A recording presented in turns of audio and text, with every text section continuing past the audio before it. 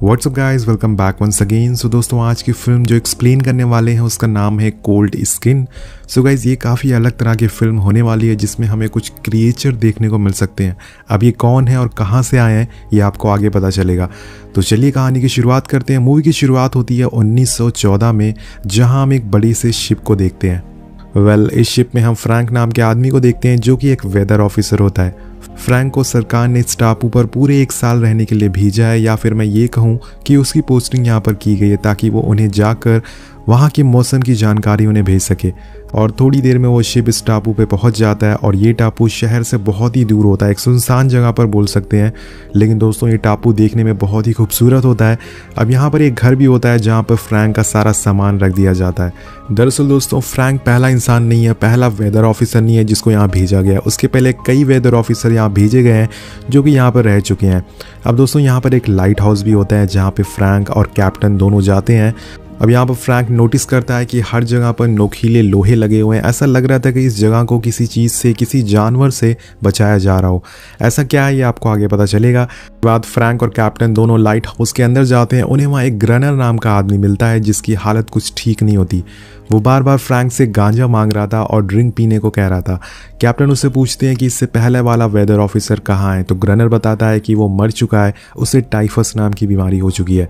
ये सुनकर फ्रैंक और कैप्टन दोनों शॉक हो जाते हैं। कैप्टन फ्रैंक से कहता है कि आपका यहाँ रहना सेफ नहीं है, हमें यहाँ से चलना चाहिए। लेकिन फ्रैंक जाने से मना कर देता है क्योंकि वो वापस नहीं जाना चाहता। लेकिन जाने से पहले कैप्टन फ्रैंक को अपनी बंदूक देते हैं ताकि वो सेफ रह सके। अब इन सब के बाद फ्रैंक अपने रूम में जाता है जहां वो अपनी चीज़ों को सेट कर रहा होता है। तभी उसे एक डायरी मिलती है जो कि इससे पहले वाले वेदर ऑफिसर की थी।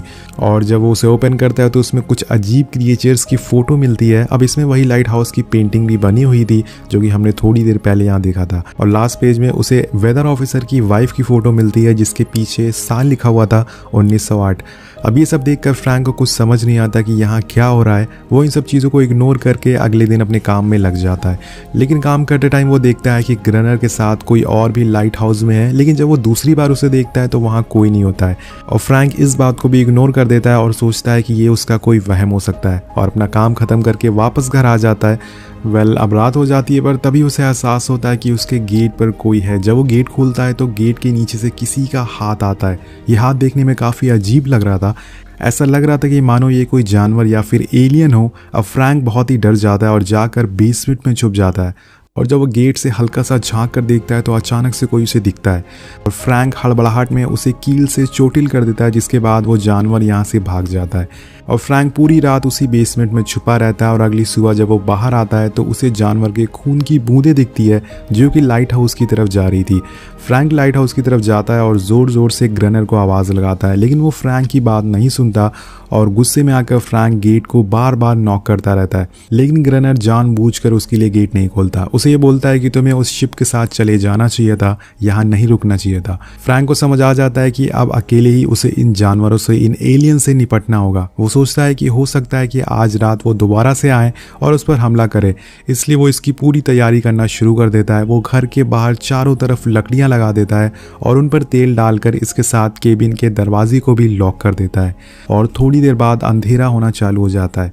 जब वो बाहर देखता है तो पूरी तरह से शॉक हो जाता है। समुंदर के अंदर से कुछ क्रिएचर बाहर आ रहे थे और वो सीधा फ्रैंक पर हमला कर देते हैं। फ्रैंक भी उन पर गोलियां चलाना शुरू कर देता है, लेकिन वो बार बार बच जा रहे थे। अब उनकी तादाद इतनी ज़्यादा होने की वजह से वो उन्हें काबू नहीं कर पाता और गेट के बाहर लकड़ियों में आग लगा देता है जिसे जलकर वो भाग जाए। लेकिन तभी यहाँ एक समस्या हो जाती है। ये आग उसके घर में भी लग जाती है और देखते ही देखते पूरा घर आग में बदल जाता है और ना चाहते हुए भी फ्रैंक को घर छोड़कर बाहर छुपना पड़ता है। अगली सुबह वो देखता है कि ग्रनर लाइट हाउस से बाहर पानी भरने के लिए आया है। फ्रैंक उसका पीछा करता है, लेकिन इसी बीच उस पर एक क्रिएचर हमला कर देता है। ये उन्हीं क्रिएचर में से था जिसने कल रात उस पर हमला किया था।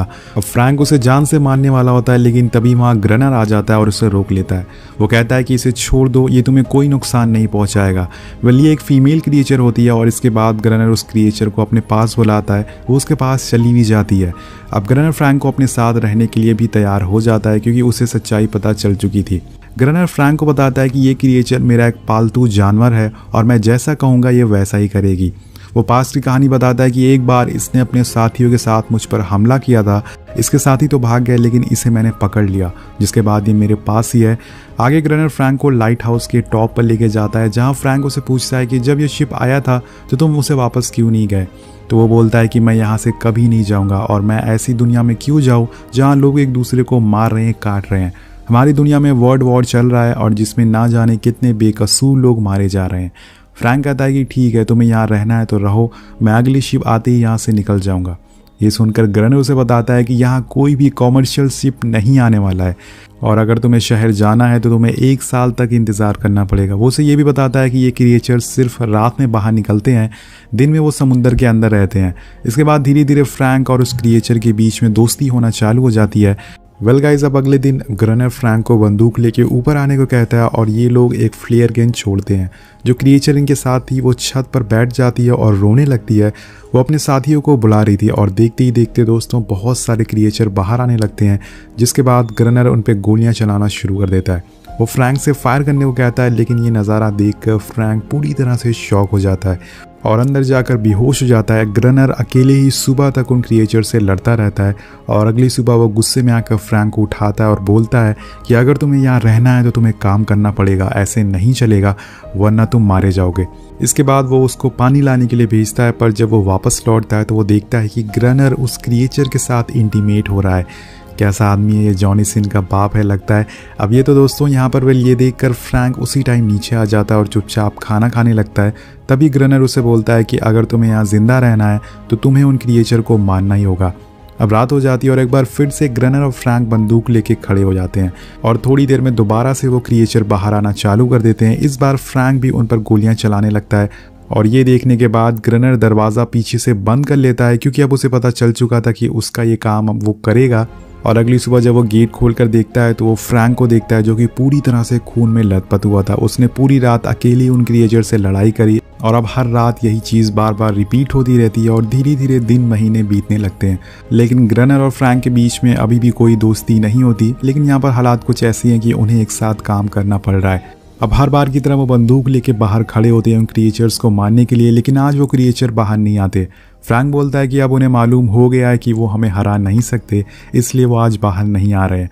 लेकिन ग्रनर उसकी बात नहीं मानता और बोलता है कि ऐसा नहीं है, वो अपनी तादाद बढ़ा रहे हैं और कुछ दिन बाद वो ज़रूर हम पर हमला करेंगे।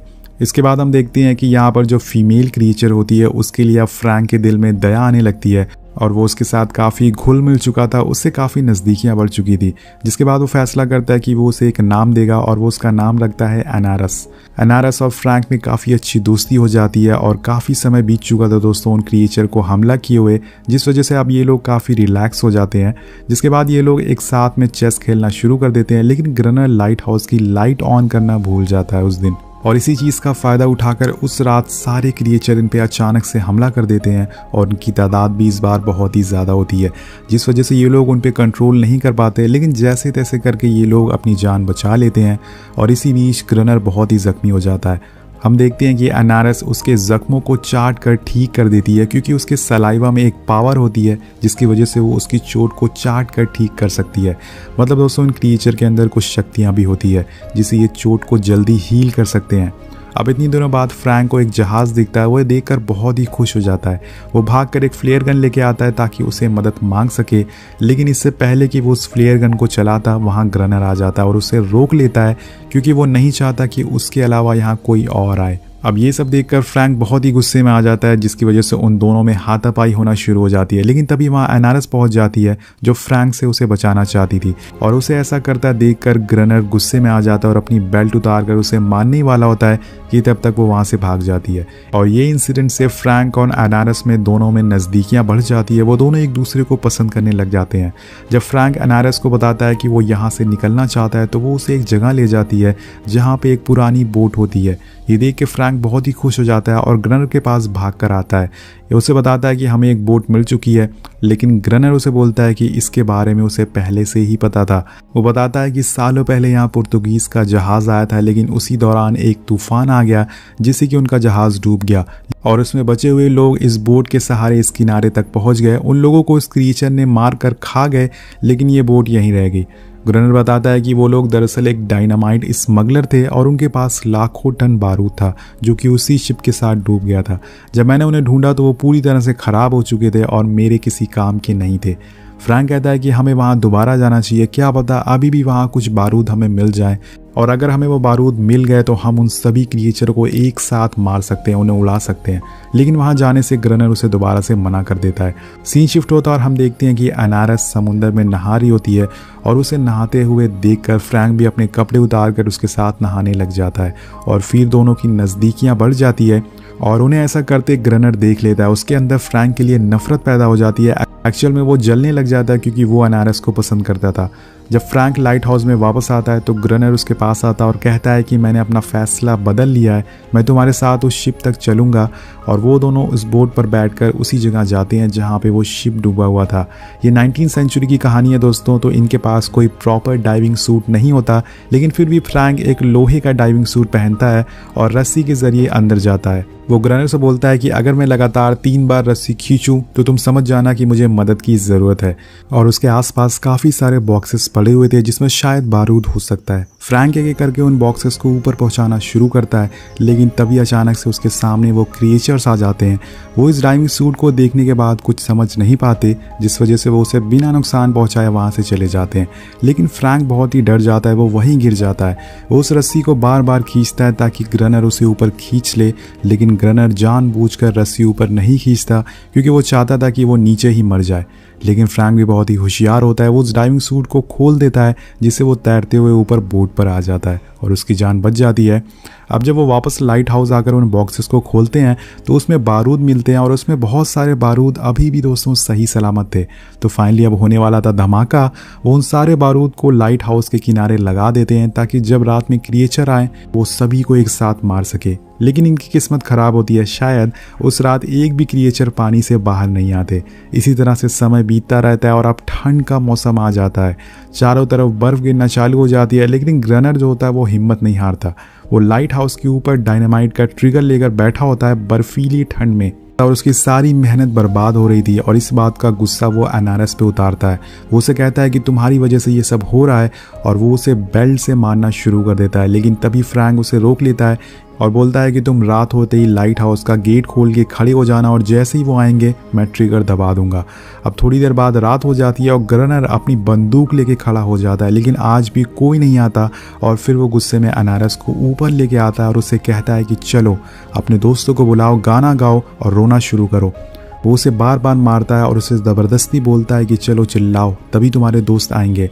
और अपनी जान बचाने के लिए अनारस रोना शुरू कर देती है, जिसकी आवाज़ सुनकर सारे क्रिएचर बाहर आने लगते हैं। और इस बार क्रिएचर की तादाद और भी ज़्यादा थी और वो बहुत ही गुस्से में थे।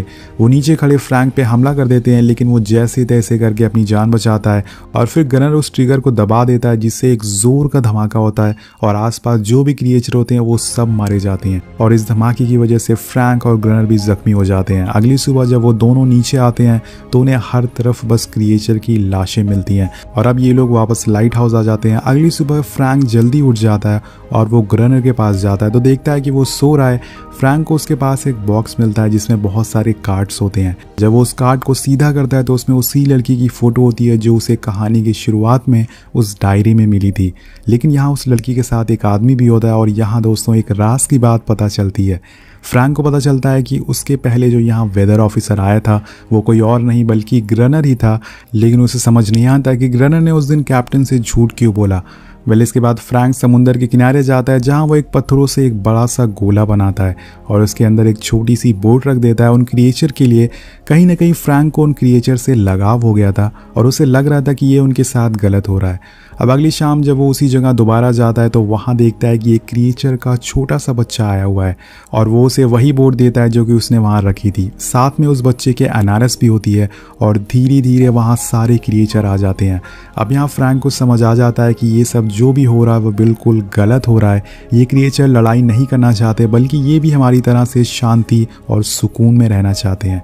अब वो उनसे कुछ और बोल पाता कि तभी अचानक से फ्रैंक के पीछे से एक गोली चलने की आवाज़ आती है जो ग्रनर ने चलाई थी। वो अनारस को देख के उससे कहता है कि जाओ अंदर जाओ। लेकिन इस बार अनारस उसकी बात नहीं मानने वाली थी, क्योंकि वो अब समझ चुकी थी कि अगर वो अपने साथियों के साथ है तो ग्रनर उसका कुछ बिगाड़ नहीं सकता। और ये देखकर ग्रनर का ईगो हट हो जाता है, वो वहाँ से जाने लगता है, लेकिन थोड़ी दूर जाने पर फ्लेयर गन चलाता है जो कि सीधा आकर उस बच्चे के सीने में लगती है।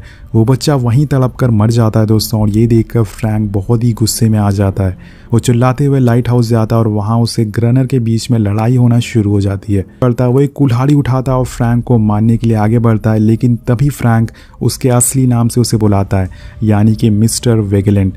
ये सुनने के बाद ग्रनर एकदम से शॉक में आ जाता है और उस कुल्हाड़ी को वहीं फेंक देता है और बिना कुछ बोले लाइट हाउस के बाहर चला जाता है, जहाँ पे बहुत सारे क्रिएचर थे जो उसे जिंदा ही खाने लगते हैं और उसे जिंदा ही मार डालते हैं। अब कुछ दिन बाद फ्रैंक उस लाइट हाउस में बिल्कुल अकेला पड़ चुका था और वो उसी जगह पे बैठा रहता है। और धीरे धीरे करके दिन गुजरने लग जाते हैं और उसे अब वहाँ अकेले रहते हुए पूरा 1 साल हो जाता है। कुछ दिन बाद वहाँ कैप्टन आते हैं, दूसरे कैप्टन आते हैं, जिनके साथ एक नया वेदर ऑफिसर होता है जो कि अब फ्रैंक की जगह लेने वाला था। जब कैप्टन उससे पूछती हैं कि वो वेदर ऑफिसर कहाँ है जो यहाँ 1 साल पहले आया था, तो फ्रैंक उसे भी वही जवाब देता है जो 1 साल पहले ग्रनर ने दिया था। कैप्टन से बोलता है कि उसे टाइफस हो गया, जिसकी वजह से उसकी मौत हो गई। साथ ये कहानी यहीं पे ख़त्म हो जाती है। लेकिन इस कहानी का अंत आपको कुछ चीज़ों पर सोचने को मजबूर कर देगा कि ग्रनर ने अपनी सच्चाई क्यों छुपाई, और जब फ्रैंक उसके बारे में पता चला था तो उसने जान क्यों दे दी, और ग्रनर के साथ क्या हुआ, उसकी वाइफ के साथ क्या हुआ, क्या उन क्रिएचर ने उसे उसकी वाइफ को मार डाला जिसकी वजह से वो उनसे नफरत करने लगा। तो इन सब सवालों का जवाब ना तो मुझे पता है और ना ही इस कहानी में बताया गया। अगर आपको कुछ पता है तो नीचे ज़रूर कमेंट करके बताइएगा। मिलते हैं आपसे अगली वीडियो में। Thank you so much watching. Peace out.